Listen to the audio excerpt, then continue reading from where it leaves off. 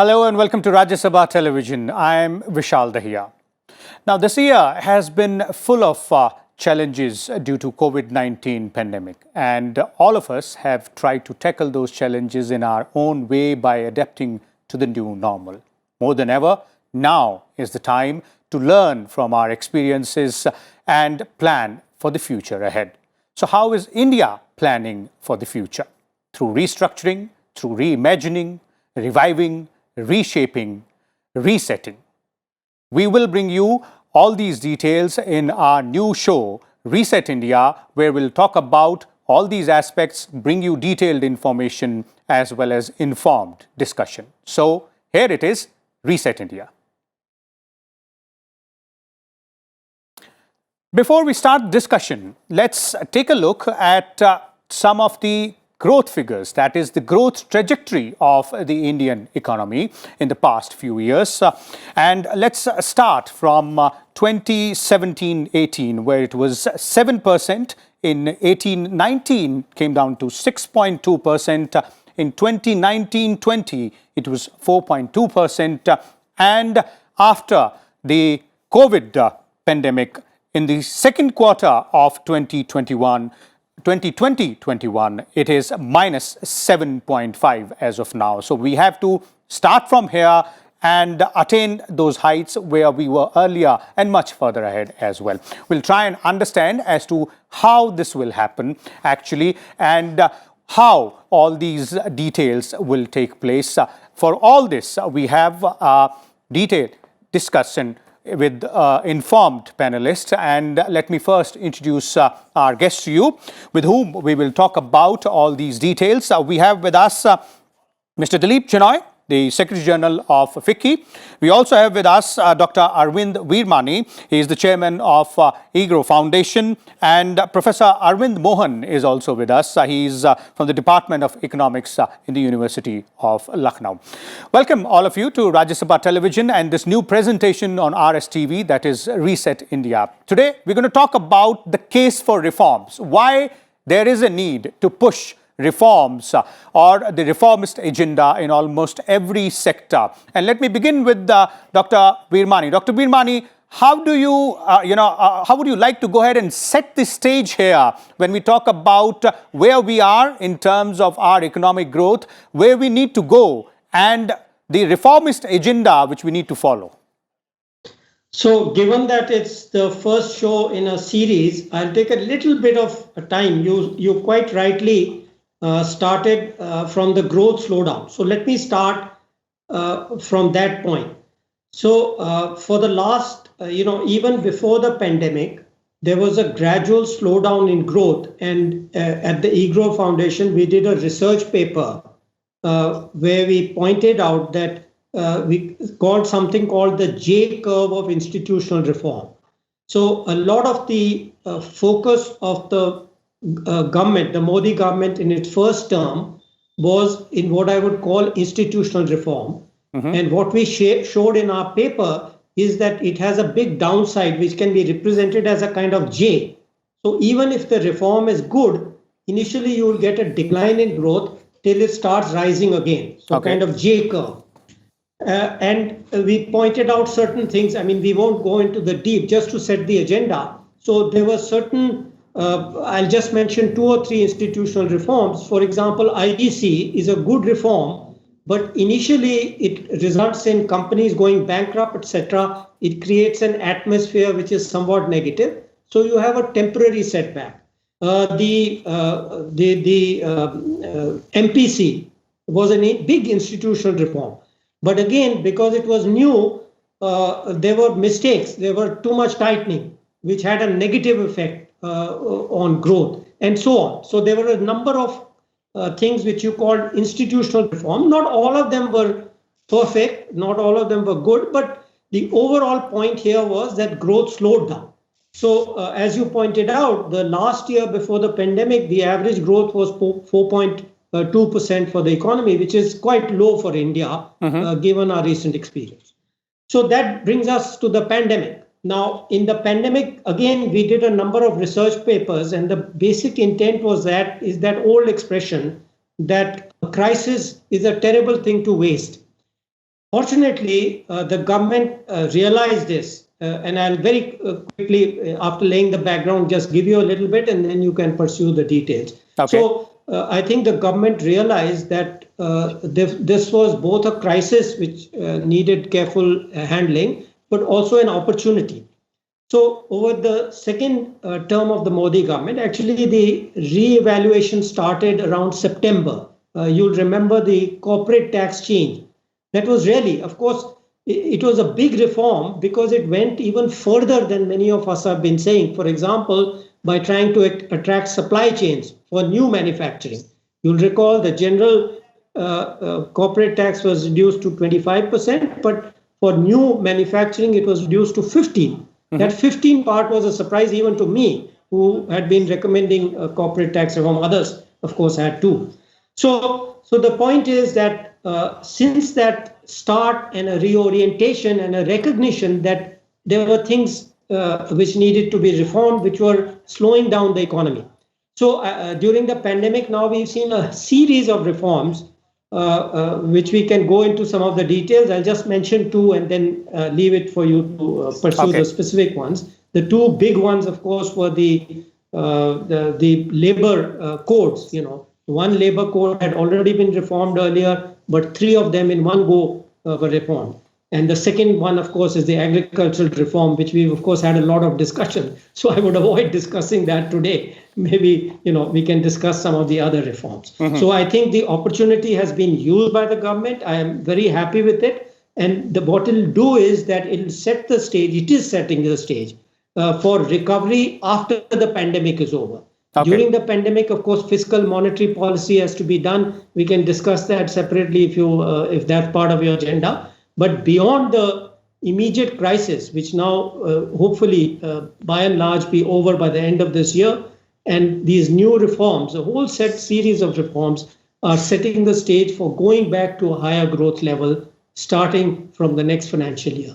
Okay. Indeed. That's an apt summary which Dr. Virmani has put in there. Let me bring in, Professor Arvind Mohan. Professor Mohan, would you agree to that part that, government has been successful in turning the crisis into an opportunity, learning from the experiences, and then setting the stage from here onwards, because this is where the real push is required? I think I'll agree with Mr. Virmani that crisis is a terrible opportunity to be missed. This is an opportunity which should not be missed. And like Dr. Virmani, I'll also want to reflect on what ails the economy. If you're wanting to use this opportunity, then I think it's very important to understand that what ails the economy, not merely during this pandemic, but even much before, India has been hitting a structural challenge for some time. Just like China was a very fast-growing economy. Similarly, India, a very fast-growing economy, but it has been hitting some critical structural challenges, and I think this is the time to address some of those. Now, what are those critical challenges, and where from this resetting the economy will come? What should be the growth agenda for India of tomorrow and maybe of today also? In my understanding, if you're for example, Prime Minister has been talking about a $5 trillion economy. Now, if a $5 trillion economy has to be carved out of the Indian system, few things will have to be kept in mind. Already, our investment levels are close to around 30% odd, which is much less than what it was in 2008 when the global slowdown happened much earlier. But from 30% of investment, given our capital output ratio, we will only be able to reach a maximum of around 7.5% odd growth, which means that a major segment of this growth will have to come from TFP, total factor productivity, is one major area which is going to contribute. And second important area, which is going to contribute to this great process of recovery and resetting, obviously has to be another dimension of the growth story, that is your labor. And as was pointed out a couple of minutes back, labor code is a very, very interesting idea that certainly will take things forward. But my understanding is if you are really wanting India to become a $5 trillion economy, we are looking at a growth story of more than 15% per annum, which for India is doable. One, we were doing, for one of the international organizations, we were doing some projections right up to 2040. And we realized that close to around 2% odd growth is possible through irrigation, improved irrigation potential. Okay. Almost slightly more than that, growth is possible if you're looking at agri imports, which India is likely to, I think by 2025, agri imports for India could be close to around 56 trillion metric tons. Now, which obviously is not trillion, rather billion. 56 million metric ton kind of import is what is required. Now, that is where you can start focusing on for India's own import, and huge global shortage of food products exists in India. I think that is one area which India needs to look at. Okay. Close to around $2 trillion worth of agri produce is wasted annually in India, meaning we are losing 2 lakh crore worth of our produce because we don't have cold storage facility, we don't have logistics lines and so on. Cold chain is a huge gap. Now, these are areas which will open up investment opportunities. These are leakages which need to be plugged and plugged quickly. Okay. Land reform, when I am saying land reforms, particularly from the investment perspective, land is a major area of constraint, which is constraining huge investment, both domestic and global. And labor, obviously, Government of India in its last budget has come out with some standardization, some labor code. I think how we are going to take those forward is something which certainly needs to be looked into. Okay. Second generation reform, as I've been talking time and again, we initiated truly first generation reforms in 1991. And from then to now, I think second generation reform, which will have 2 pillars. One of them is going to be rural development, agriculture being part of that. And secondly, human development, health and education. I think these are 2 remaining engines which India had to open up fast. We have done some tinkering last few years, but I think that's not enough. Okay. Much more has to be done on logistics lines. Much more has to be done on rural development, because much of your demand creation will now onwards happen in rural development sector. I'll recall way back when President Obama was visiting India. This is several years back. When he was visiting India, the American press asked him, why are you going to India? Okay. He said that I'm going to India to seek market access. In those days when that global slowdown happened, at that point of time, the global economy was looking at Indian and Chinese markets for their own revival. That is the importance of Indian market. Okay. Okay. And this is one market which we have to make available to ourselves, to our industry, to our investors. Okay. And that is going to be a major part of our second generation reforms. How are we going to take that forward? Then low-lying fruits, particularly your 2 lakh crore worth of wastage. I think these are some critical areas where you can definitely make quick gains, and these are also directly related with our structural challenge. Definitely. So we have to address our structural challenge. One very simple and important dimension of structural challenge happens to be, if you are looking at India's growth story in first decade of this century, we are finding that the growth was close to around 7.2%. Service sector growing at around 9% plus, industry growing at 7.5% plus, but agriculture growing at only 2.8%. And this story has continued for more than 20 years now. And this has to change, definitely. And those structural structural changes which you're talking about, Professor Mohan, and we'll take them all of them one by one, sector wise, which you spoke about, logistics, rural development, and several other areas, and specifically agriculture as well. But let me bring in Mr. Chenoy here, Mr. Dilip Chenoy, the Secretary General of FICCI, who's also with us. Mr. Chenoy, industry is a very important stakeholder and a significant stakeholder when we talk about India's growth story. So from your perspective, from industry's perspective, now that we are setting the stage and the reformist agenda from here onwards, what's the outlook? So thank you, Vishal. And, I think both Dr. Arvind Virmani and Professor Arvind Mohan have actually given a very interesting macro perspective. I think the first thing, the outlook in a very simple terms, the graph that you showed was showing a downward turn. I think the graph has got and will change, trajectory will go on an upward turn, right? And that's the first outlook there. And as it is between the time that the last assessments were done and the times these assessments have done, we have gone from most of the agencies talking about a -11 or -12 negative growth to it's coming down to -7, -6. And hopefully when the third quarter and results are out, you might actually see that turning a bit, maybe even a bit positive. So the trajectory is there, and both of them actually say they don't waste a crisis, and I think India has not wasted this crisis. And since we are pressing the reset button, right? From an industry point of view, I think there are 4 or 5 key issues which have to be a component in that when you go forward. And this is, if I were to talk about, we have to make it attractive for firms to actually invest in India by making India a competitive place to actually manufacture or provide services. Professor Arvind Mohan talked about land and labor, but I think we have other issues about capital, cost of power, right, and the whole area of infrastructure. And I think some of the reforms on the anvil are the power sector reforms and the new power amendments that will come, which will enable a lot of things which are not actually happening. The second aspect which we need to look here is that there has been a spirit of competitive federalism which has actually been brought in, where the government ranking states in the first Atmanirbhar package, the finance minister announced matching or conditional grants from the center if the states did certain reforms in things like urban development, etc.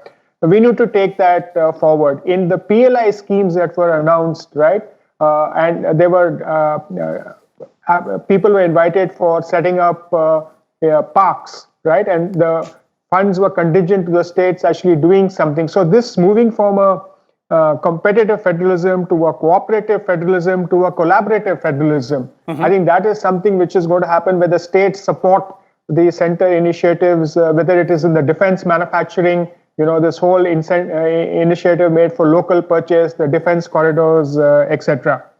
The other issue really here is that we have started this ease of doing business exercise, right? And the rankings on ease of doing business, a lot more needs to be done there. We have to move to self-certification. We have to move to, deemed approvals. We have to move to digital lockers, other stuff which makes it easy and maybe a simple dashboard going forward. And thereby reducing the cost of doing business or the cost of compliance. That is the other issue that we need to take forward. During the pandemic, 3 things actually worked fantastically in India's favor, creating a credible brand image for India. The first was that the pharmaceutical manufacturers actually continued their supply to the world. Okay. Right? The second thing was in the IT space. We did not even lose 1 second of service downtime to the multiple corporations and country and other organizations being serviced by the IT and the BPO and the KPO sector from India to the world. And the third was, while we started with a deficit of masks and PPE equipment, now we've actually got to a surplus of 20 million and 30 million in that. And we have developed a brand as a reliable supplier to the world. We need to capitalize on this because traditionally Indian products were not that very high on the brand radar and the dependently radar of the world. If you can capitalize on this brand equity, improve the quality, and in the pandemic time across different sectors, and I'm sure you'll be reviewing that when you do the sectoral analysis. Definitely. A lot of quality control orders and quality systems and all were there with the view to ensure that the products made in India actually meet global requirements and we actually create a brand going forward. Definitely. The final 2 points which are very, very important, and again during this time in the pharmaceutical sector, in the 900 crores in the Atmanirbhar package for promoting innovation in the vaccine development and in R&D, we have to capitalize on that and become the innovation center of the world going forward across different sectors. You'll come across this across the different sectors, even in the 10 sectors for which the PLI scheme was announced. Okay. And finally, and the point there is that one thing that the COVID has actually taught us is how to digitize, and digitization has actually been accelerated. And in the year 1999-2000, we used Y2K as an opportunity to position ourselves internationally in the IT space. Can we use COVID-19 to make the Indian presence in the digital transitions in companies and in countries around the world, an area of dominance for India going forward? So I think these are the some of the opportunities which are there going forward, and then we'll be, if we can manage this in a span of time, there is nothing even precluding. I know, it's a double-digit growth next year, even though it's a kind of a low base going forward. Definitely. Those are some of the key areas which you mentioned, Mr. Chenoy, and, riding the digital wave is one of them, as far as when you look at sectors which did well during the COVID-19 pandemic. Pharma sector is one of them. Research and innovation was the key. But, let me have one quick question each from Dr. Virmani as well as Professor Mohan. When we talk about the key focus areas, Dr. Virmani, in terms of sectoral focus, where should we begin with, and what are the key focus areas?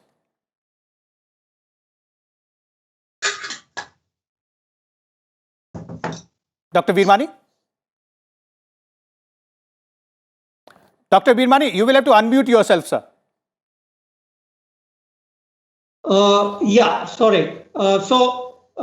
Very briefly and quickly, I'll summarize the overall, issues which were there, of weaknesses. They have been mentioned, but I'll quickly summarize them so we have a benchmark against which we can, So the competitiveness and productivity are clearly the key issues, and there were 5 or 6 areas. One, the structural imbalance between rural and urban, or agriculture and others, and agro productivity and rural underemployment. Here, we know that agricultural productivity has been 50% of global average for something like 50 years. So clearly, that was one huge structural balance, that 67% of our population still lives in rural areas. Almost 50% is still dependent on agriculture. Okay. So that was number one. The second is cost and quality factors. Labor, land, capital, management, where the IBC comes in. So there's a whole area of cost competitiveness in the factor markets. And then education and skills. Very important, we sometimes forget the education reform. So when we get into the details of that, but skilling, I think skilling is an area where still we haven't really got to grips on it. Okay. And the third one, fourth one is power electricity, which Dilip has quite rightly mentioned, which affects a lot of industries. Again, he'll have more details on which industries are more affected by that, but it's an important issue, which is man-made. It is the cross-tax subsidy, which is imposed by states. So as he mentioned, the central government is trying to provide some kind of incentive subsidy to get out of this system. Okay. And have a more competitive industry. Because again, the old idea is you extract rents from industry. The new idea is industry, you stop extracting rent, you make them create employment and economic opportunity, which will give you more taxes. Definitely. Instead of squeezing taxes out of them, give them incentive, they will create jobs and economic activity, which then you will get the taxes naturally. And then imported imports, the external import, export, QRs, there are still certain areas of reform left there. Okay. And then, this whole issue of PLI, etc., which is mentioned, which is very important for labor, for employment generation. So these were the areas of the economy. Okay. But there are also important areas on the government side. So public sector monopolies, public enterprise inefficiency. When you have losses, it's a double loss because that money could have been used for other purposes. Not only are you not having that money, you are sinking it into a thing. So public sector reform, government efficiency in taxation, targeting of transfers, and finally the legal system. So, this is the overall lack of competitiveness, wastefulness of resources. So all these areas we have to kind of discuss, and details we can go into. Definitely. That's kind of the overview of the problem which existed, which these reforms are trying to solve and which will have to be solved in future. Okay, definitely, Dr. Virmani, and you rightly put it out there that these are the key areas where the focus needs to be in terms of reimagining things or reshaping things. And when we talk about that reforms push, all these things will have to go hand in hand. Before we go, let's take a quick concluding comment from Professor Mohan as well in terms of key focus areas from your point of view, Professor Mohan, in the days, weeks, months and years to come, because the story starts now. We're pressing the reset button.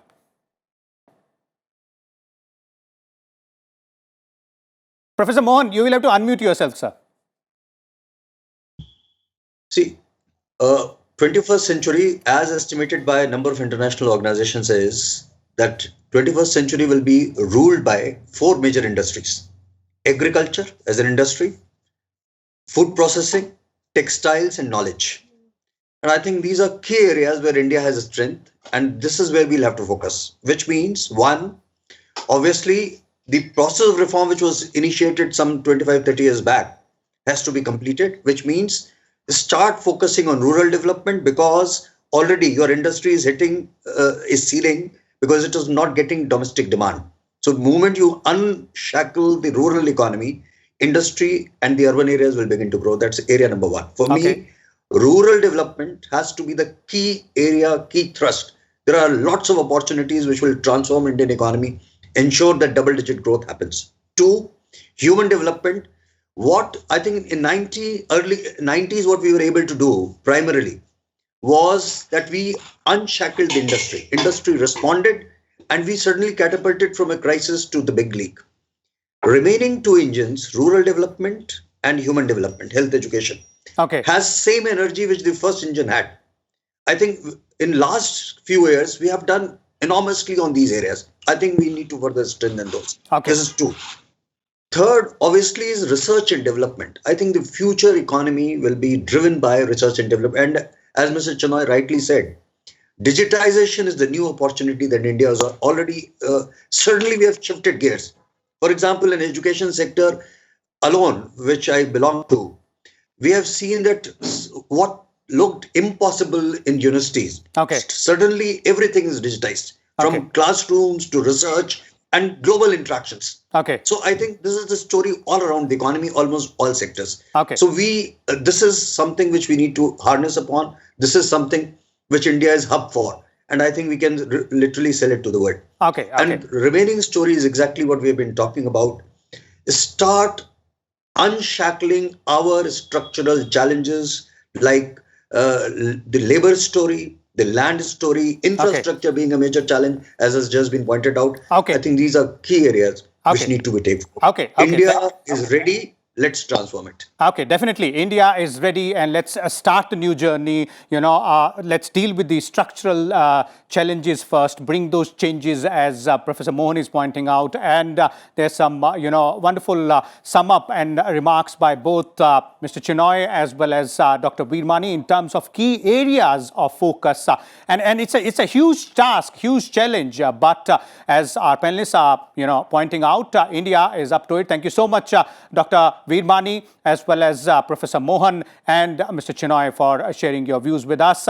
We will keep on bringing all these, points to you. We will keep on talking about all these aspects and discuss all these issues specifically sector-wise, be it rural development, be it, the digital enterprise which we are now setting upon, the research and innovation, the reforms in the public sector, all these aspects. And in the next episode, first we will deal with the infrastructure sector, which is considered to be the backbone of economy. So do not forget to tune in to Rajya Sabha Television for this special show, Reset India.